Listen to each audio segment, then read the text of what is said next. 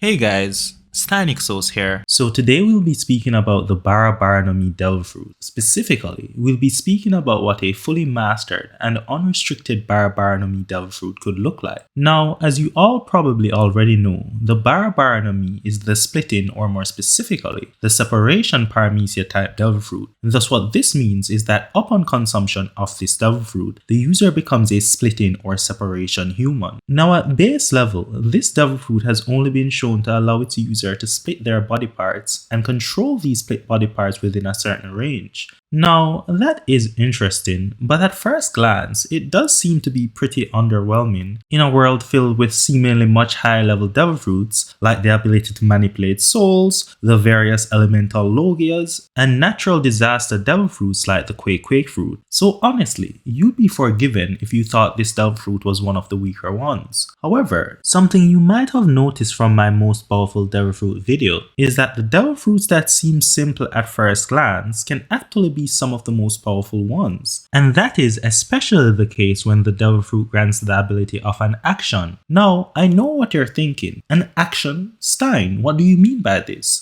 Well, just think about it. Most devil fruits actually grant the ability of some form of substance control. For example, all logias allow the control of elements, which are just natural substances. Similarly, most paramecias allow for the control of a substance in the form of turning their bodies into that substance like the Blade fruit, or producing that substance like the Poison fruit, or even the control of an intangible substance such as a magnetic field. And even zoans are merely controlling the substance of their body to transform into an animal. But then there are devil fruits that allow the control over certain actions. The archetypical example of this is the Nikyu no Mi, which is what I think to be the most powerful devil fruit because it grants the user the control over the action of deflection or repulsion, or put more simply, the action of pushing. Similarly, the Ope no Mi is another contender for one of the most powerful devil fruits in the series, and it grants the user the control over the action of operating, or put more simply, the action of modification. So by now you should realize where I'm going with this. That's right. Though it may seem simple at first, the Bara Bara is actually one of those devil fruits that grants its user the control over an action. That is, it grants its user the control over the action of splitting or separation. Now, with this lens alone, you should already have a good idea of just how broken an unrestricted and fully mastered Bara Bara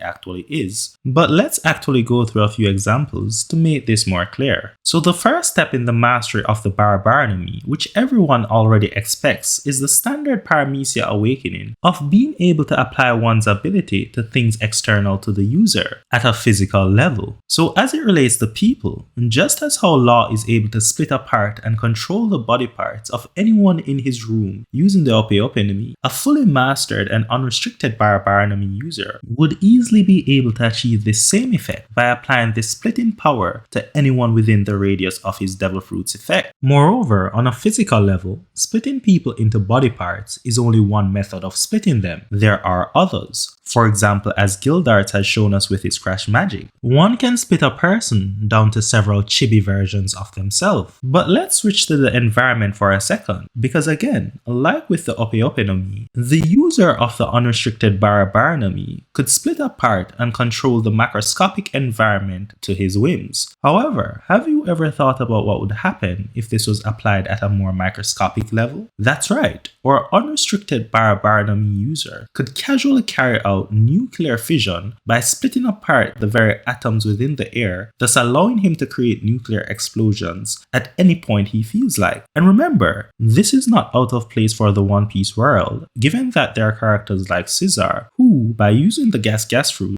can control even molecules at a whim, as seen by him easily removing oxygen molecules from the air, as well as characters like Mr. 5 with the bomb fruit, who can make even the air itself explosive. And it doesn't even stop there, because again, all physical attacks are also subject to the Bara Bara splitting power. So for example, as Gildarts has shown us with his Crash Magic, he is able to casually split apart a fire attack, or even a gravity gravity magic black hole attack. And again, this application of the unrestricted Bara Bara is not even out of place for the One Piece world, given that there are several characters like Zoro who are able to cut, or put more precisely, split apart fire even when it is in the form of a sentient fire monster like Prometheus. Furthermore, if our unrestricted Bara Bara user just decided to apply the splitting effect indiscriminately to everything within his domain, all while splitting at a microscopic level, and then this would actually be able to achieve almost the same effect as Sukuna's malevolent shrine attack that reduced everything within a 140 meter radius of him to nothingness. And our unrestricted Bara Bara user's mastery of Jujutsu doesn't end there, because even Satoru Gojo's famed technique Infinity, which makes him almost untouchable, can actually be replicated by the Bara Bara user. That is because even though Limitless Infinity is a spatial manipulation technique, its principle is actually based on the paradox of Achilles and the tortoise. That is, the infinite space is actually created by taking a finite space and dividing it, or put in other terms, splitting it an infinite amount of times. Which again, remember, splitting is the very basis of our Bara Bara user's power. Now, so far we've been merely operating at the physical level just as an introduction to show you how broken the Bara Bara actually is when the restrictions are lifted even just slightly. However, it is the applications at the metaphysical level that truly show how powerful the unrestricted Bara Bara actually is. And again, this is due to the open-ended nature of actions. That is, any single effect can actually be brought about by multiple different actions. So for example, let's take the Pawpaw fruit, which through control over the deflection or push action is able to allow its user to remove even intangible concepts like pain, suffering, and memories from a person. Now ask yourself, when Kuma pushes out this pain from a person, what is the effect that is actually being achieved here? That's right, he is splitting or separating the pain from that person. And what is the power of the Bara Bara?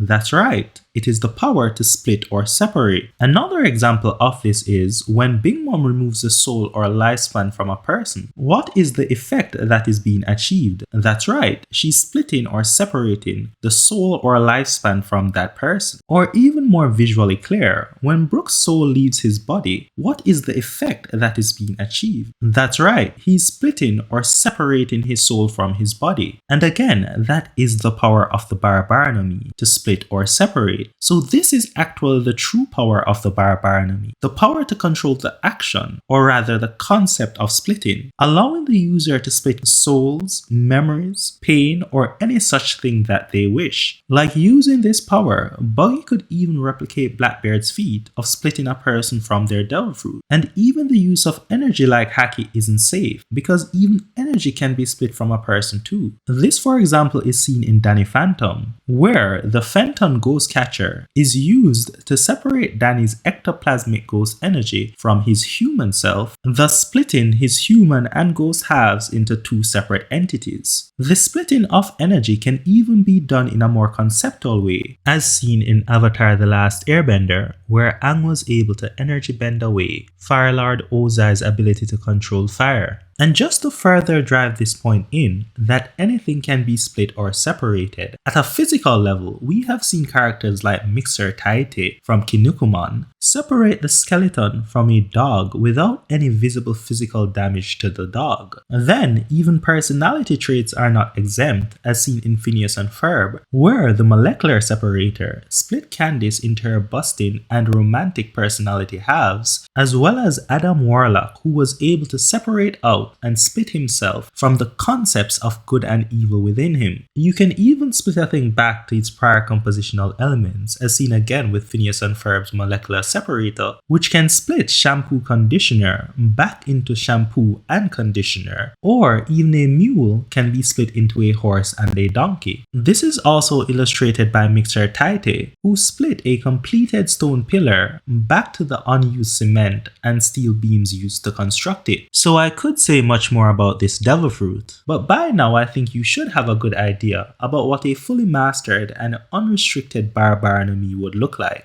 But anyway, that's the video guys. Let me know what you thought about it in the comment section down below. And of course, don't forget to like and subscribe. But anyway, see you guys next time.